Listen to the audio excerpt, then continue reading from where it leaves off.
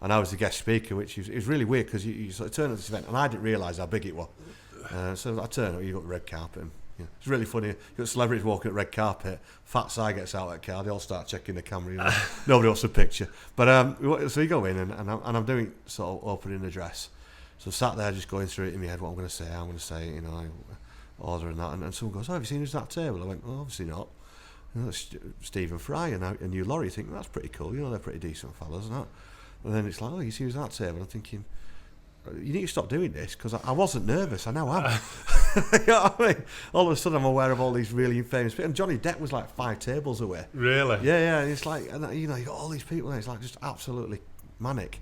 And so I got up, did my speech, luckily, and then got away with it and sat down, had dinner, and then afterwards, everyone was having a drink and sort of mingling. And I went to the bathroom, and as I come back, there's like a bit of a commotion going on. So I tried to scoot around it, and as I'm scooting around, this bloke just shoves me in the shoulder. So I turn around, all aggressive, Toucan Van Damme. He's like, "What's your problem?" And I'm literally talking to a bloke's nipples, and I'm 6'2". So you imagine so this kid just looks at me, and I looks at him and goes, "It's a good job I've got to be somewhere," and turned to walk away. He was like, he just sort of laughed at me. It was Johnny Depp's bodyguard. No. You know what I mean? I got too close to Johnny Depp, apparently. Like I say, I didn't know who anyone was, but this kid nearly chinned me for going too close to Johnny Depp. I thought, I was walking away thinking, could I have had him? I don't think I could. But, you got that thing, you've had a couple of shandies. Did anybody come and speak to you, or any celebs speak to you, or you speak to any celebs? Yeah, so, what's his name? Bradley Cooper. He won an award, Man of the Year overseas or something.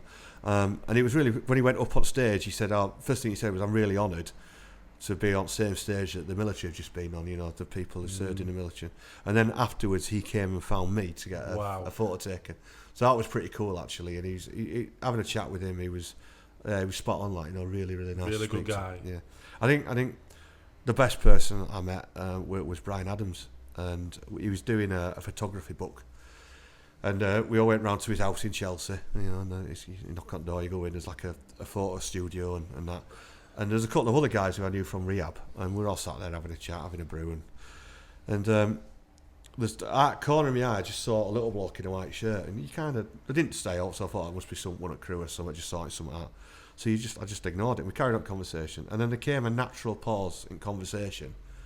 And all of a sudden you get this Canadian voice going, "Right, who wants to take some pictures?" And it were him. He'd been stood there all the time. He didn't interrupt it. We're in his house. Really? And he didn't interrupt. He just waited for a natural pause, introduced himself. He was so down to earth and sound and cool and that. And then we did the book and it got released. And I actually went on the One show with him, which is quite cool. But I was waiting at the where they put these sort of places, and I was downstairs. He's got like a little kitchenette down there, just having a brew and sort of that telly on, watching Chase or something. And he came down. He says, "What are you doing here?" I said, "Oh, well, I'm going to the studio with you later. We're doing it." He says, "I know what I'm doing later." He said, "What are you doing in here?" I said, "Oh, it seemed like a reasonable place." He said, "Come upstairs." So I went upstairs and sat in Bryan Adams' living room. There's no IKEA furniture in there, by the way. You do know who Bryan Adams is, don't you? She's got no idea. Oh, come on. The groover from Vancouver. Summer of '69 was his. Summer of '69, yeah. Everything I do it for you, is it, as well? Yeah. Did the Robin Hood one? You must know. You can Google him later, love. Google him later. He was massive in the 90s. I bet I went and sat in his living room, and his daughter had been making cupcakes, and so we had a cupcake, and then he read Mr. Greedy to. He's like, I'm sat here in Bryan Adams' living room watching him read Mr. Greedy to his daughter, and then it kind of dawns. He's just a dad, isn't he? Yeah. And but he was so down to earth. He was really, really sort of sound bloke, and so he's probably one of the best people I've met. But what about, you were on Good Morning as well, weren't you? Was it Good Morning? Yeah. So yeah. How was that? That was pretty cool. It's an early start, I'll tell you that.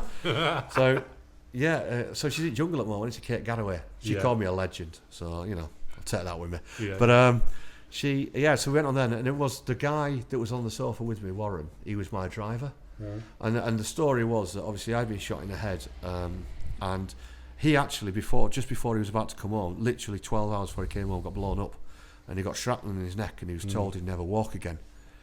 And so 10 years after both incidents, we were going to march together for the first time in 10 years down. So a guy who got shot in the head and wasn't expected to live, and a guy who was told he'd never walk again. We were going to march together in London, and it was, it's quite a cool story. And like I say, Ben Shepherd and Kate Garraway on sofa, and didn't you? I watched that. Didn't you send him a letter or something? So when I got home, I remember when I woke up from the coma, I wrote letters to people. Or I dictated. My mum wrote them. They're legible then. So and he had that letter, and I know when he was really down, he used to say that. I say when he got tough, he'd get that blowy out and read it, and he said, we chatted about it. He says that letter's kept me alive more than once, because he went to a really dark place, and luckily, like I say, he's come out of that hole now, and he's getting on with his life and doing as much as he can. So it's good. What time are we on? We've done an hour. I think that's been an amazing story. You started crying in that. Right. You started crying, and I were halfway. No, listen, I were halfway through it, and I thought, I'm going to start crying. I cry when people cry. All right, get your. So she were beefing. Always do. I just want to say it's an absolute pleasure. I was nervous today because I know you say you don't feel like a hero, but for me, you are a hero. I think it's an amazing story. It inspires me. I think I've learned something today, and I really want to thank you for coming on the podcast show, really. That's pretty cool. Like I say, it's nice to share a story, and like I say, some of those little bits that people don't know, and talk about those things that, people see, different stories, but they don't always know the journey that you've been through. You don't. It wasn't easy. It's been hard, and shout out to my parents, because obviously they've been stalwarts. My whole family and community, but my parents especially. And losing my dad last year were incredibly tough. He was always my sounding board for anything I was trying to do, and my mum stepped up and took that role. So, but this community is just incredible, and and I think that had a huge part in me being able to, you get two choices after adversity: you get up or you give up. And I think this community has been a real stalwart in me being able to get up. Yeah, I think we've got, we're both Maulians. Yeah, are we? We're both Maulians. There's a certain way about how we do things. We give it everybody straight, and we're very, very patriotic. We're very passionate, and if there's anything that we can do at Dampier Cells Homes as well, moving forwards, or any work, we're always here, Simon, as well. So yeah, and keep me posted on your charity stuff, because I can do to help there. Any people I can get involved. That'd be incredible for me. I appreciate that. So podcast number 20, guys. Simon, you've been a legend. Really good. Oh, really good. Yeah.